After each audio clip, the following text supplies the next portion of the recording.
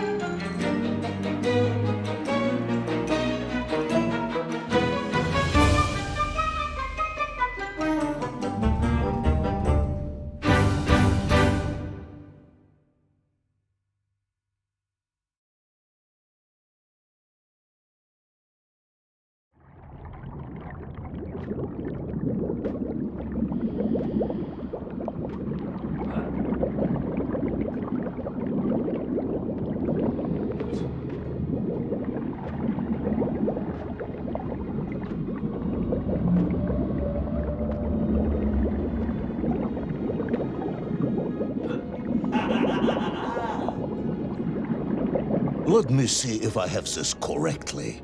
After narrowly failing to apprehend the mad missing explorer Toll and recapture my atomic bomb in your giant snowball, you fell through thin ice and sank to the bottom of a subterranean ocean, discovering along the way that the mind control helmet you had accidentally wedged onto your head enabled you to breathe underwater and resume your pursuit across the seabed.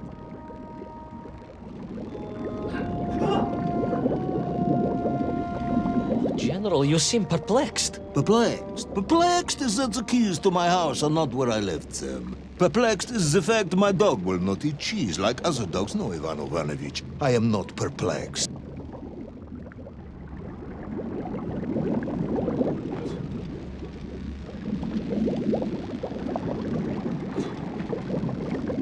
Intrigued, then, perhaps? I'm not sure intrigued is the correct term either. Enraged at being taken for a simpleton? Now that, perhaps, is a better way of describing my current state of mind.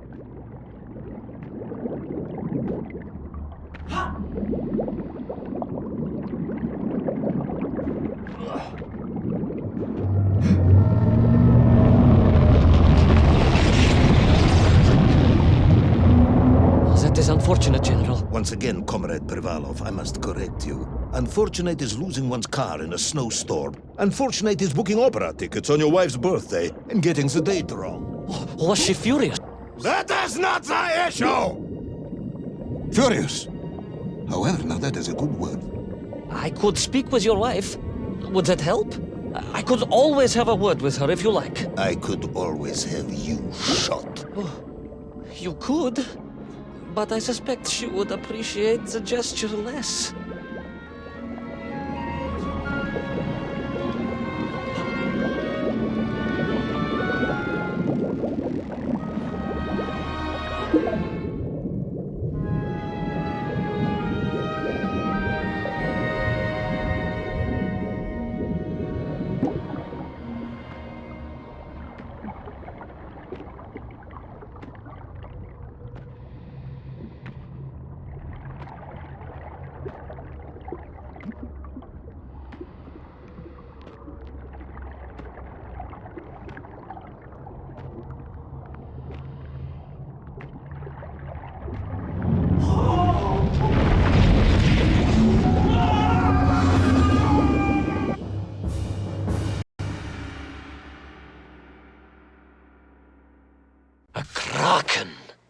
A vast monster of the sea. A giant, humongous, many-armed electrical destroyer of ships and cities. Electrical? Electricity flowed along its horrible body, sparking and stunning all it touched, flowing like deadly rivers along its awful tentacles.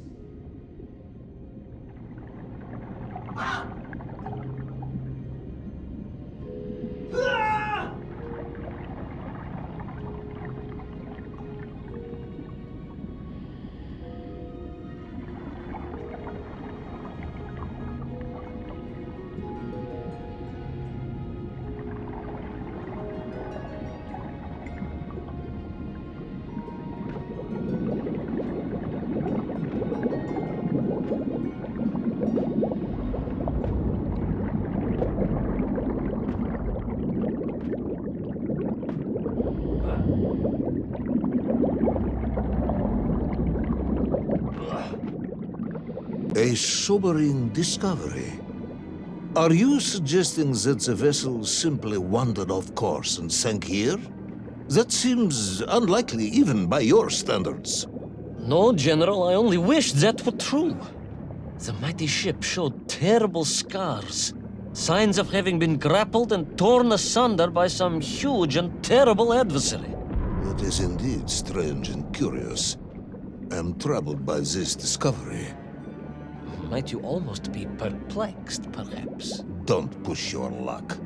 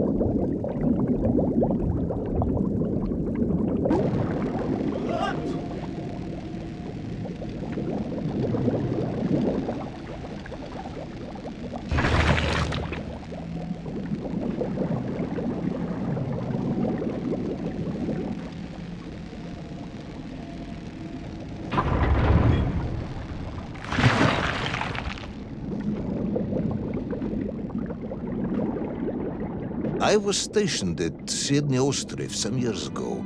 I am only too aware of how easy it is for the imagination to create monsters when one is exposed to lonely and dark places. My men required constant monitoring. Much like my cousin Pavel. He was also stationed at Ostrov? No, he required constant monitoring. He was a devil for stealing eggs.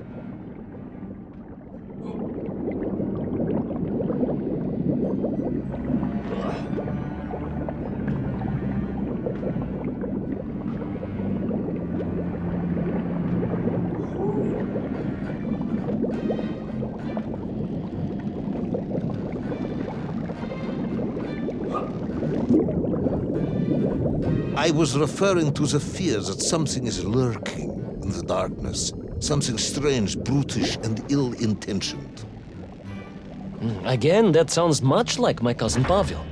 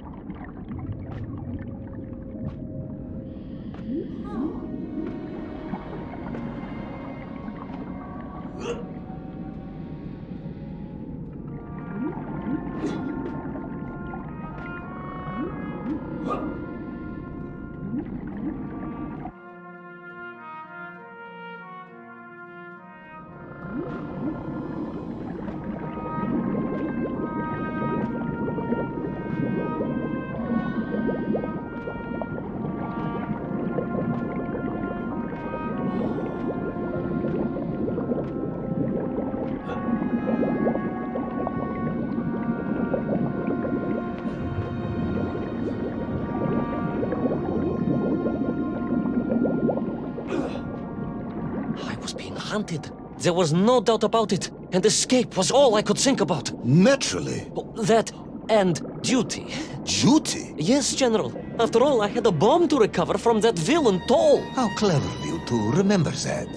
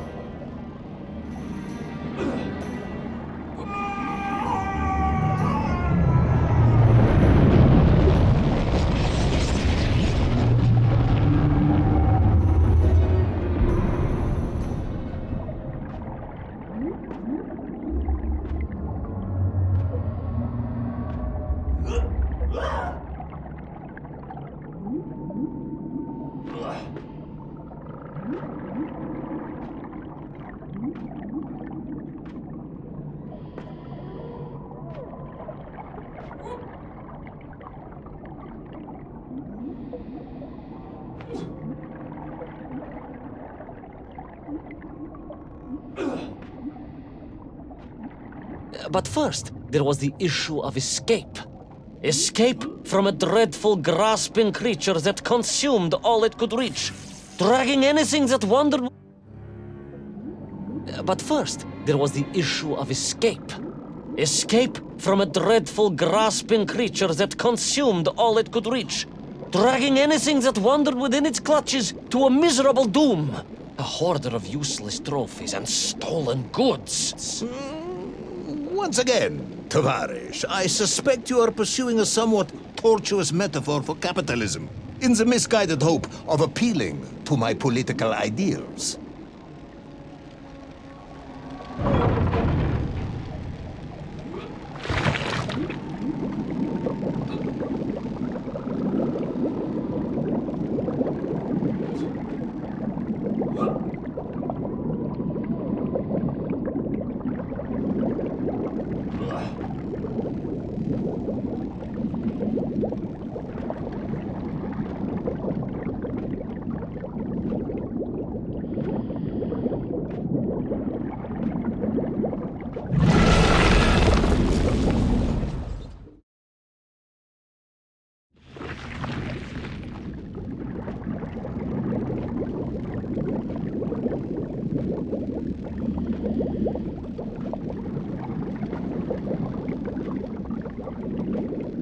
I was like a mouse, General. A little mouse being toyed with by a terrible cat. A rather wet mouse. I was like a little underwater mouse. Being stalked by a giant rubbery electrical cat with 8 tentacles. Exactly, General. Good, I'm glad we cleared that up. You may continue.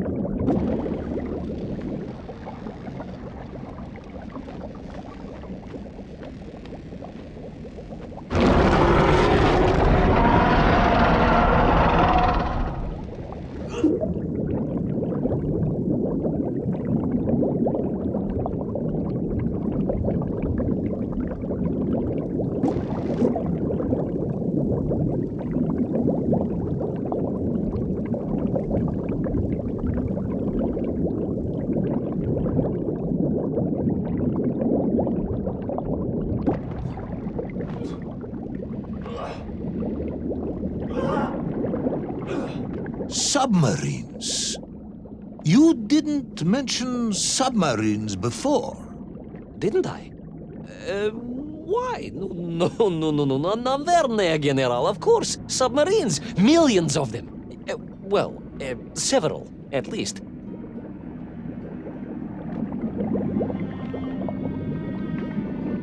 Any particular submarines? Did you see names? Numbers? General, have you lost a submarine? I am not at liberty to answer that question, as you well know. Well, General, losing one's car in a snowstorm is unfortunate, as you say. But to lose a whole submarine, that could be considered careless.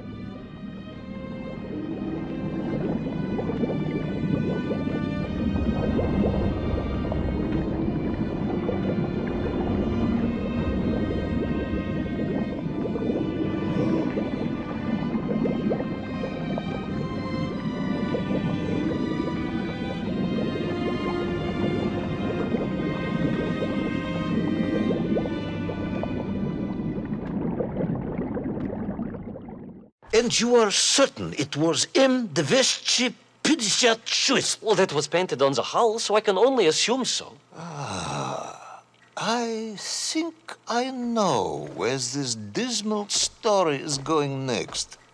You somehow miraculously brought the remaining closed cycle engine online, flooded the torpedo tubes, dispatched the Kraken with one shot, and triumphantly surfaced. No, General, that is not what happened at all. I did indeed make my way to the torpedo tubes, but for a very different purpose.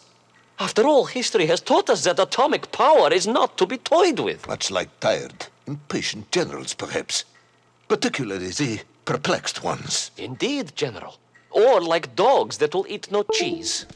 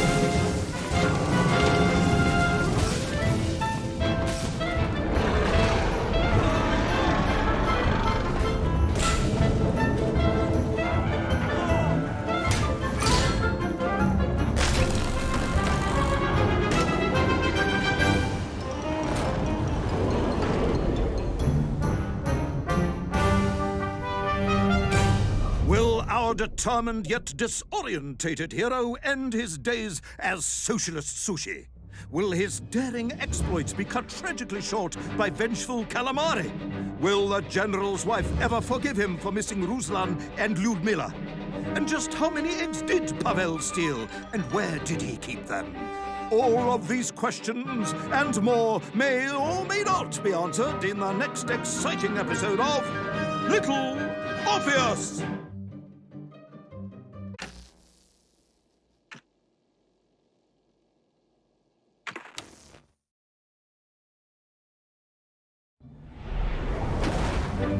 I was alive, General.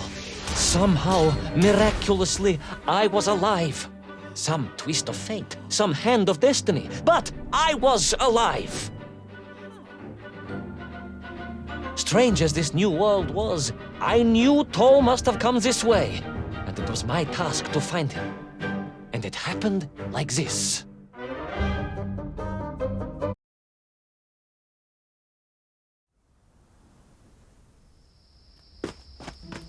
The sun beat down on me relentlessly. The heat was unbearable. I was exhausted. Yet I could not stop. I had to go on. For 7 weeks I trudged across the desert. On the second day... Please, comrade, if we may. I think we can skip the details, unless you consider them to be particularly relevant to the location of Little Orpheus. Of course, General. We will simply omit the tale of the singing chasm, the oasis of mirrors, the sightings of Tol's Mieng aloft on their pterodactyls carrying parts of my crashed rocket drill over the horizon to Lemuria. Wait! The what? Singing chasm? Not that, but the rocket drill. Oh yes, General, the rocket drill. But what did Tol want with it? And why Lemuria? Lemuria? Lemuria, General. I am not familiar with this Lemuria, comrade. Well, that is because it does not exist, General. Or at least, so I thought.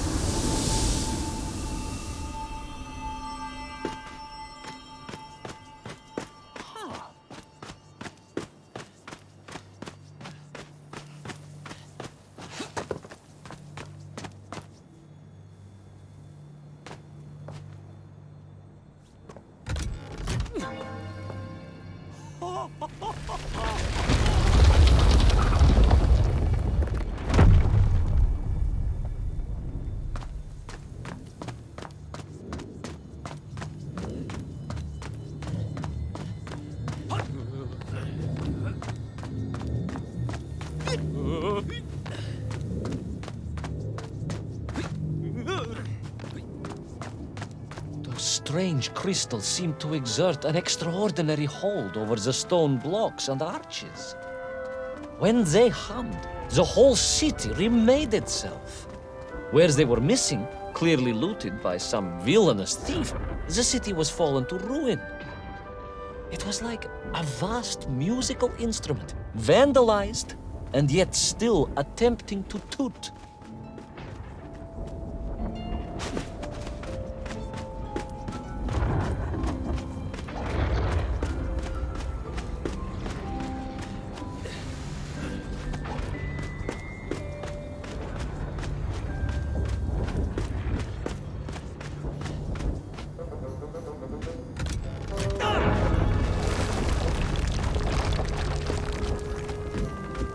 How poetic.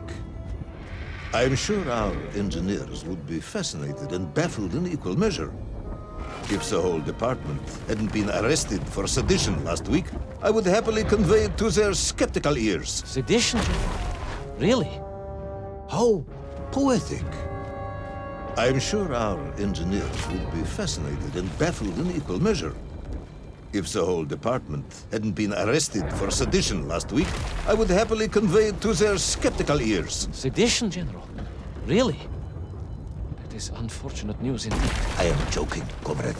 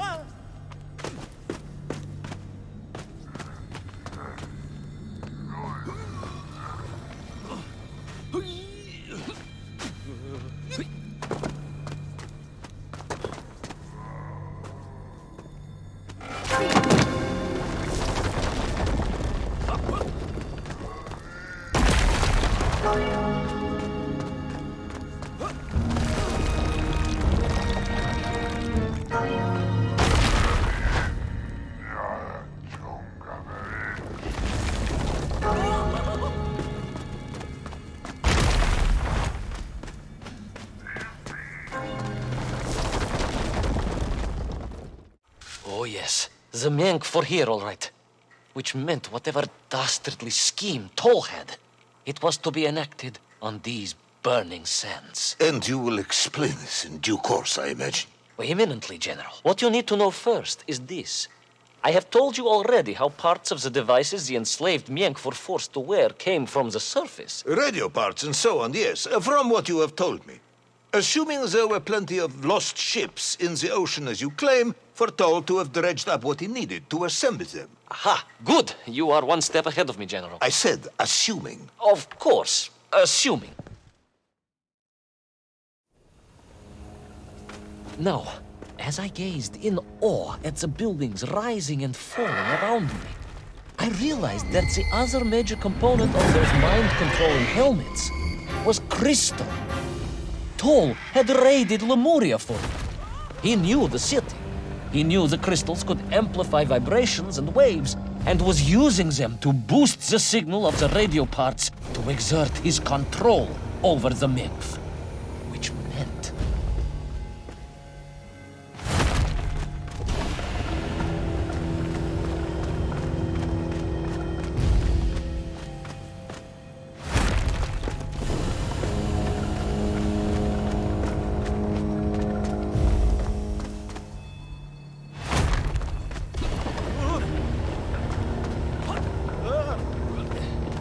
Yes? Imagine, General, what such amplification could achieve when fused to the finest atomic science our great Soviet civilization has produced. Wait. I do not understand. You said Toll was planning on using the bomb to shatter the Earth's crust to return to the surface. A tragic mistake, General. They had not recognized the extent of his mad ambitions. You mean to imply Toll would have attempted to enslave the Russian people? Pah! The will of the Soviet citizen is mighty and strong. To you, perhaps, as a trained warrior.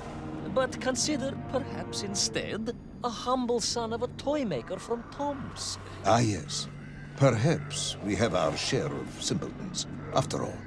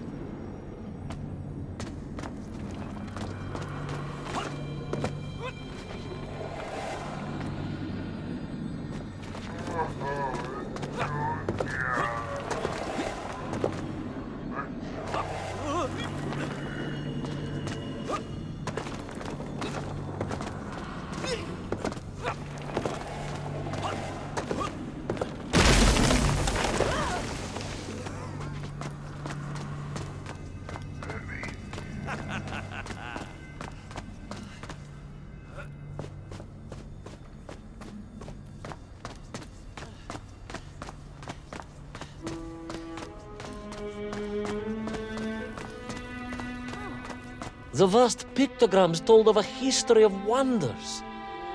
They seem to suggest the Lemurians were travelers from another world, where a mysterious clock seemed to stand. That is very mysterious. As mysterious as the location of little Orpheus, perhaps. Ah, yes, of course, General. I am just getting to that.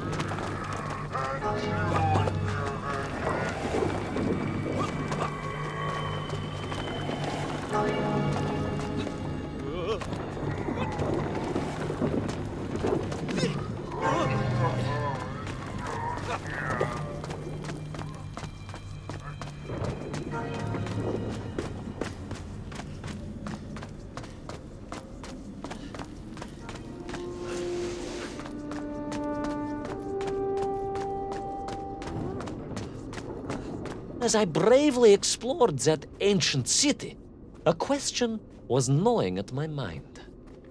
What did it mean that the Lemurians had foreseen the coming of Tol? And who was the man from above that was celebrated as the savior of the Myenkf? It was almost as if they could read the future in their crystals.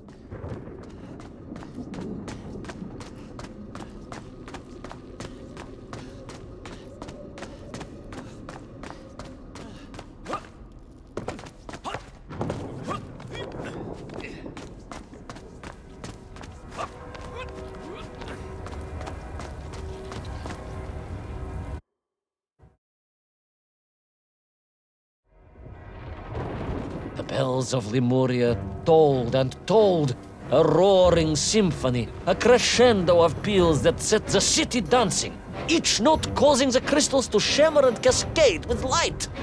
But the sandstorm was no natural phenomenon, and the bells did not ring for celebration.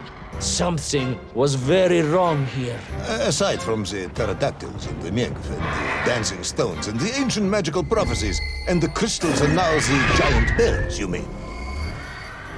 If you don't want me to continue, General, then I can easily just quietly go home. Don't think Chepucho will get you out of this one, comrade.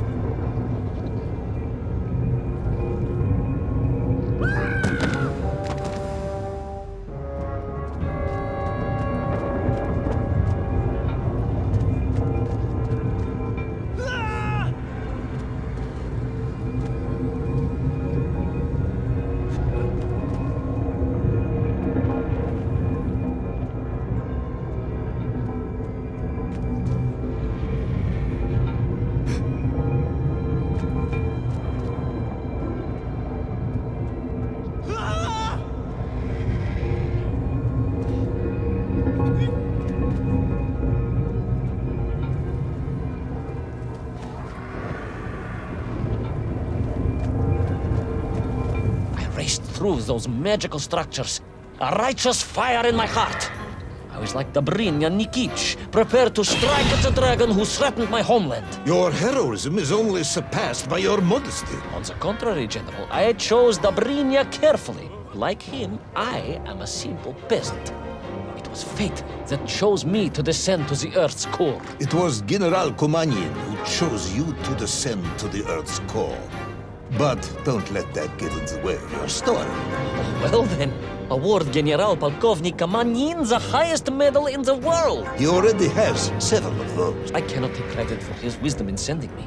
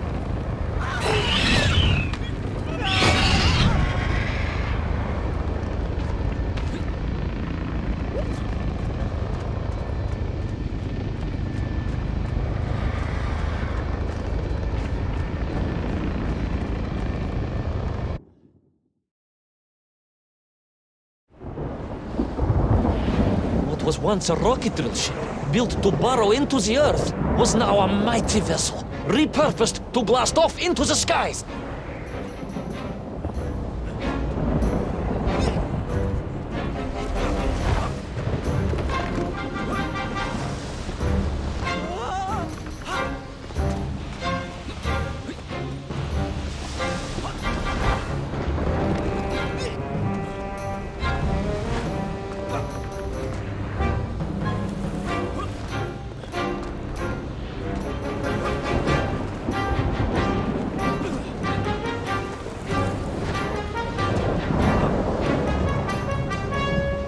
There was no doubt the toll was headed for the strange world with its clock, although to what end was yet to understand. But there was no time to consider, no time for questions.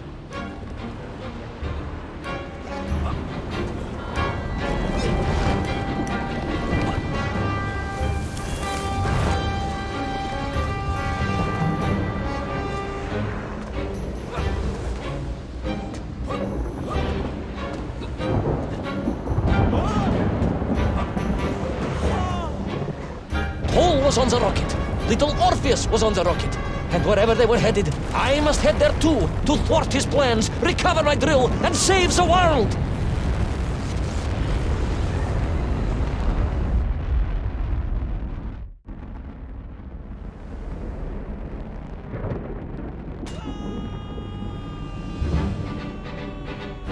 Will our enthusiastic yet disorientated hero be burnt to a cinder by the rocket's engines?